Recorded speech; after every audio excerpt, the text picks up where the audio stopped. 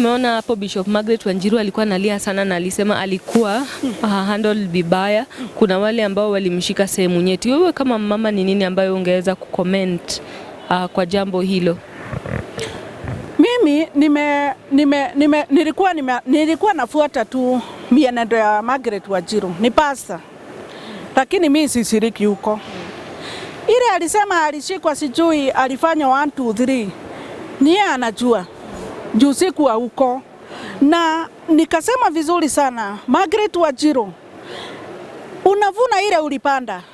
Sahi ile uchungu unasikia ndio wengine wanasikia. Sasa zile unasimama pale unasomea watu kama watoto, unatukana watu kama Uhuru Kenyatta. Sasa zile unaattack watu, hivyo ndivyo watu wanasikiaga.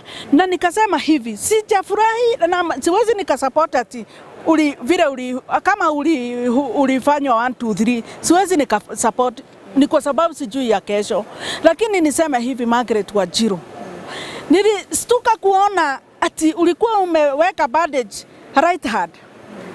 The following day unasahau unaweka bandage left hand. Niulize, kwani hata mauongo si you must work smart? Hata kama unadanganya watu, hata kama unadanganya watu wenye hawajielewi, work smart, danganya watu smart, ile hata wakiangalia wanaona ni ukweli uligongwa mkono wa right. Lakini ni kwa sababu mauongo iko na mwisho. That's why unasahau. Leo unaweka bandage right hand, kesho unaweka bandage left hand. Na nikuulize, since ufanyiwe hivyo, umeona mwenzako Regathi akikuja kukupatia pole? Mwenzako Ruto, huwezi ukakula pesa yake bure. Hapana. Hata kama ulibomolewa, mimi naweza jua. Hata kama umebomolewa ama ulistuliwa utabomolewa. Naweza sema hivi kwa maoni yangu, Ruto pengine amekuja kugundua siku hizi haumuibi kama Mungu. Siku hizi ni kama unataka kurudi kwa baba. Na ni kwa sababu mlikula kiapo na mkasema mtafuata Ruto. Na kwa sababu kuna pesa ile ulipewa, Ruto hata kupea upumue. Hutapumua. Ni lazima ufuate line ya Ruto mpaka mwisho. Ni hivyo tu. Yeah. Okay, na unadhani kuna uwezekano alibomolewa kanisa tu ali? Mimi sijui kama alibomolewa. Lakini ukisikia akiambiwa ama vile alikuwa analia akisema alibomolewa, anajua tu Ruto akimpoint hivi, hiyo kitu itamtimia. Kwa hivyo juu mimi I'm not her follower, siendagi church huko, sijui kama alibomolewa ama hakubomolewa. Lakini kama alibomolewa ama hakubomolewa, tutakuja tu kujua baadaye. Yeah.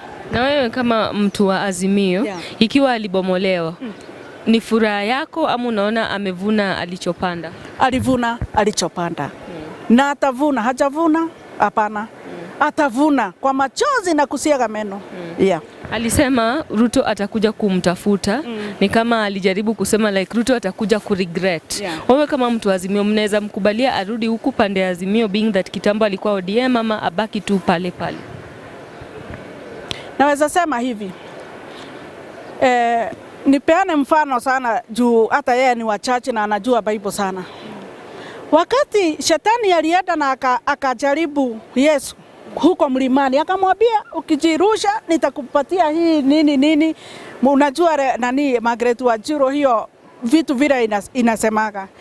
Mimi niseme hivi, Yesu alijua vizuri sana anaweza change shetani na akuwe mzuri na akuwe rafiki yake.